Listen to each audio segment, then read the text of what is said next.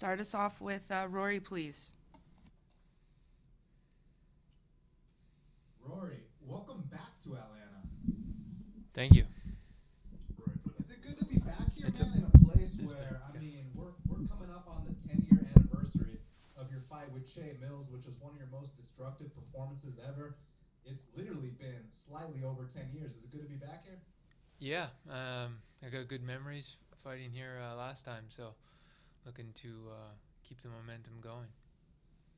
Is there a bit of deja vu? Because last time you fought here, it was against a European kickboxer. Now you come back, and again, it's against a European kickboxer. Does that kind of bring back even more memories? Never thought of it, to be honest, but I guess I'll go out there looking to do the exact same thing as last time.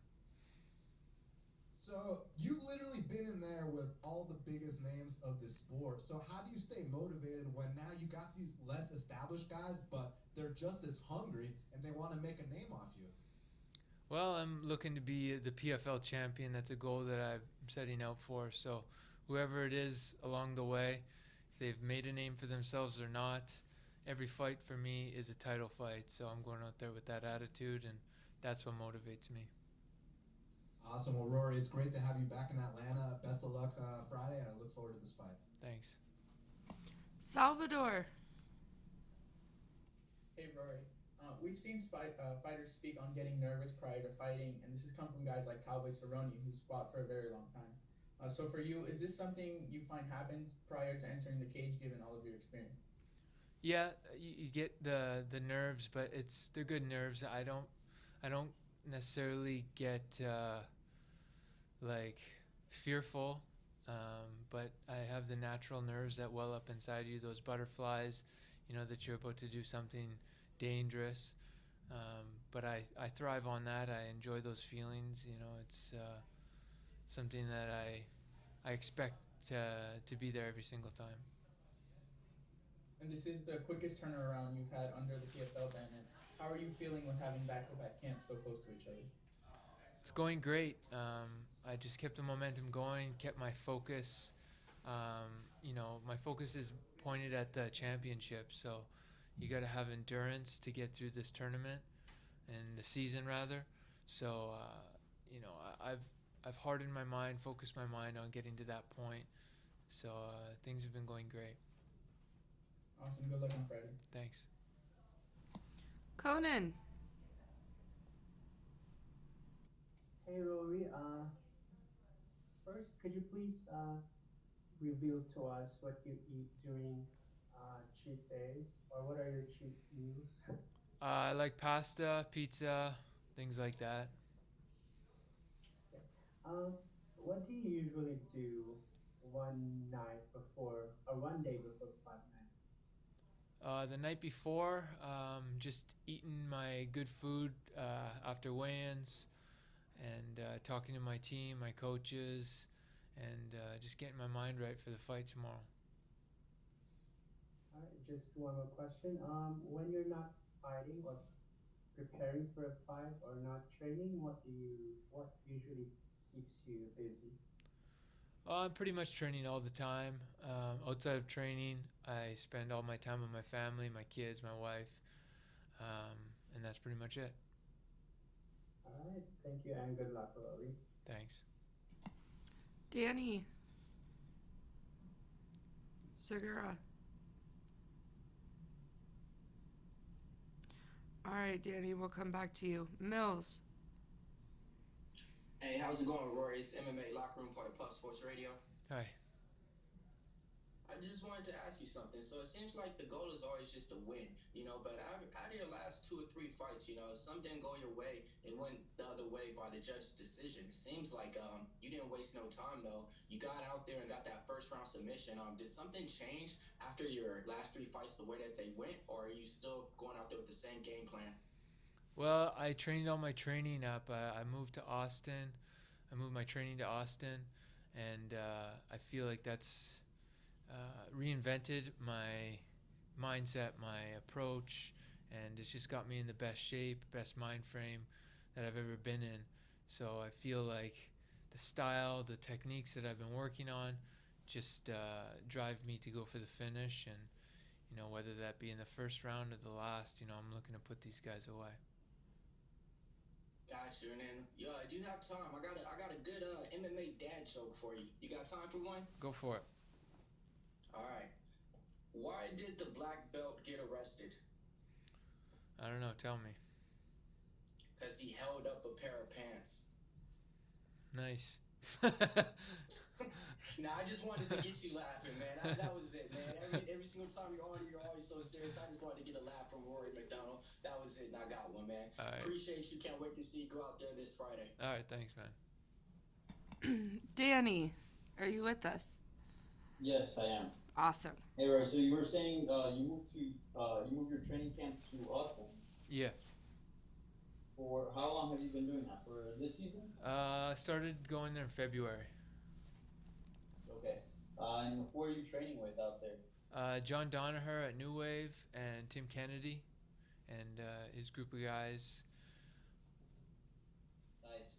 And how'd you make the connection? How'd you decide to go over there?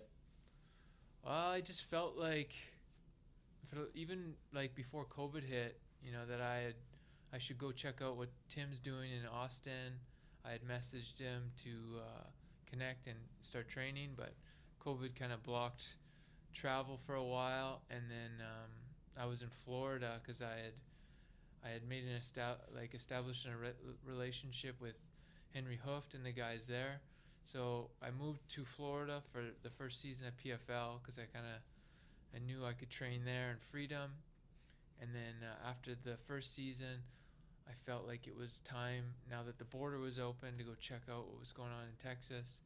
And I just fell in love with it. Just felt like that was where I needed to be. And the more I kept going and going, I just kept getting better, seeing improvements, and it's just been the best thing for me. Yeah, and I know your first season under PFL didn't go as you wanted, but what are some of the lessons that you take away from that first run that you've been applying on the second season? Yeah, so I think addressing my fitness, my diet, and just working more on my jiu-jitsu, I think were some key takeaways, and I've seen a lot of improvements in those areas. And you got a first round finish. Is it almost relieving in a way, knowing that you got 6 points in the bag, and this time around, you're obviously looking for the win, but you almost got a spot screwed. Yeah, having 6 points, you don't feel really the pressure as much as a guy who's 0 or raised at -1.